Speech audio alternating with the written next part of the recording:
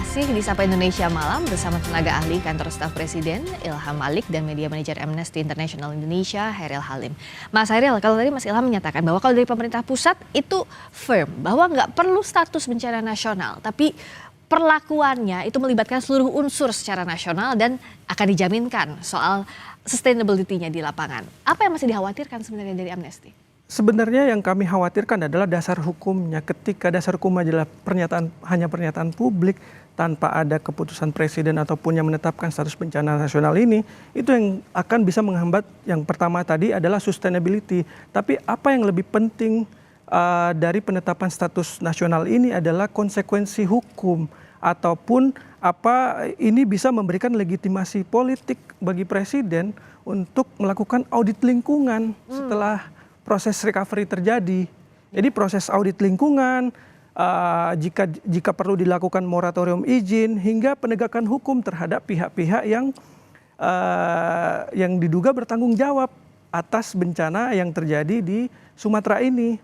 Kita lihat kalau kita melihat data Walhi itu ada dari 10 tahun terakhir dari 2016 sampai 2024 itu 1,4 juta itu lahan yang menjadi terdeforestasi di ketiga wilayah provinsi ini. 1,4 juta hektar itu mungkin 20 kali luasnya Singapura ataupun seluas dengan wilayah Timur Leste secara keseluruhan satu negara, ataupun ketika kita mengambil ukurannya negara-negara lain di Eropa Barat itu setengahnya beberapa negara di Eropa Barat. Itu sangat besar deforestasi yang terjadi di sana. Oleh karena itu, mengapa status darurat nasional ini penting untuk menginvestigasi lebih jauh faktor-faktor yang menyebabkan bencana ini terjadi. Tanpa status hukum nggak bisa? Tanpa status hukum saya rasa nanti pemerintah bisa ngeles bahwa itu sudah kita lakukan penanganannya.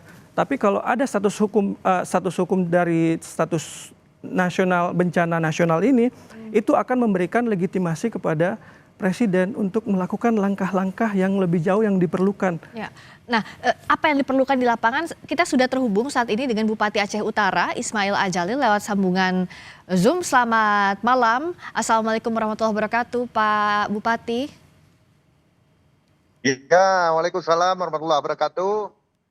Pak Ismail, kami turut prihatin, kami turut berduka atas musibah yang menimpa warga di Aceh Utara sebagai salah satu bagian dari Sumatera bagian utara yang terkena musibah ini. Pak Ismail, terima kasih sudah meluangkan waktu.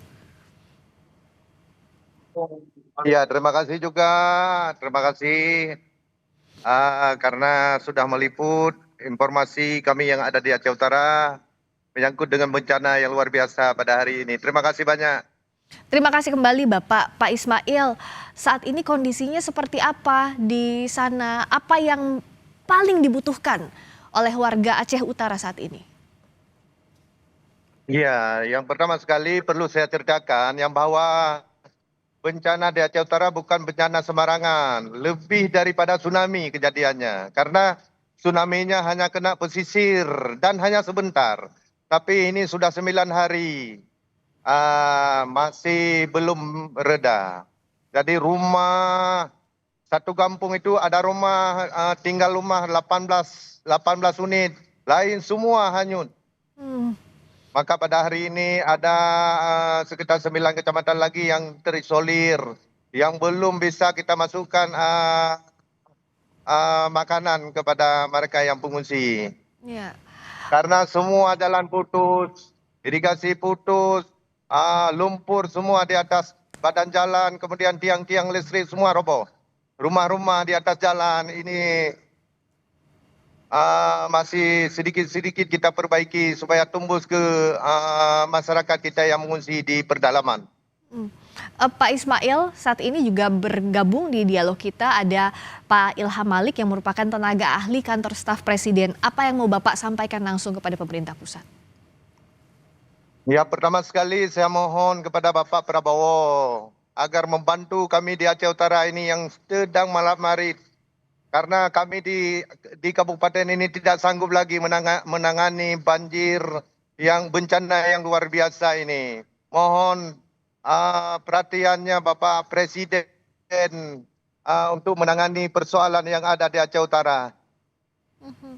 Saat ini sudah ada bantuan yang masuk, Bapak? Apa yang sudah ada?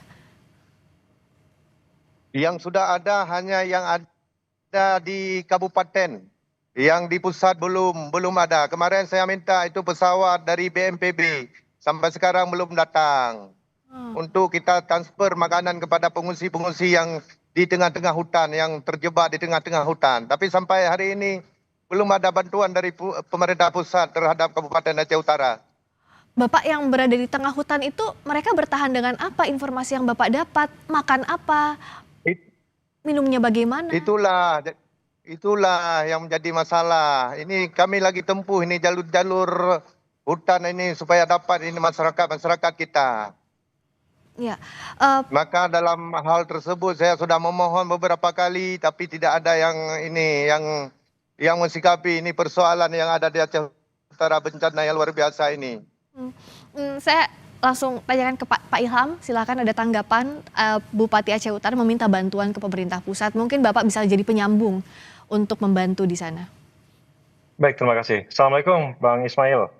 Insya Allah nanti apa yang tadi terkait dengan kendala yang ada di Aceh Utara, nanti akan kita sampaikan ke BNPB supaya nanti bisa diatasi segera. Tetapi tentu ini menjadi sebuah keprihatinan kita semua. Bantuan sudah ada tetapi tidak cukup, dan ini akan menjadi perhatian dari BNPB untuk drop bantuan sesuai dengan apa yang dibutuhkan oleh masyarakat di sana. Memang tantangannya sekarang ini dari seluruh wilayah yang ada di Aceh, Sumatera Utara, dan juga Sumatera Barat, yaitu sebaran bencananya yang sangat luar biasa. Dan mudah-mudahan ini menjadi perhatian kita bersama, cara penanganannya dan teknis penanganannya yang nanti akan dirumuskan dan dilaksanakan oleh teman-teman di satuan untuk mengatasi masalah ini. Pak Ismail, Pak Ismail, nanti informasi yang Bang sampaikan tadi akan kami sampaikan kepada Presiden. Baik, terima kasih. Ya. Silakan Pak Ismail. Terima kasih, Bang. Ya, yang pertama sekali saya ingin menyampaikan, saya sampaikan mohon dibantu Aceh Utara ini Bapak Presiden. Karena ini kami tidak sanggup, karena kerusakan jalan, kerusakan irigasi ini, kemudian menyangkut dengan bahan pokok masyarakat ini, kami tidak sanggup, maka kami minta bantu kepada Bapak Presiden. Tolonglah kami, Pak Presiden. Baik, Bang, akan kami sampaikan nanti, Bang. Ya, jadi iya, terima kasih. Semoga segera ditangani dengan baik. Pak Ismail saat ini berada di mana, Pak, tepatnya? Ini, ya, saya barusan ini di lapangan, ini lagi kasih bantuan masa panik kepada masyarakat yang lagi mengungsi, begitu. Itu di mana, Pak, masyarakat yang mengungsi yang Bapak kunjungi saat ini?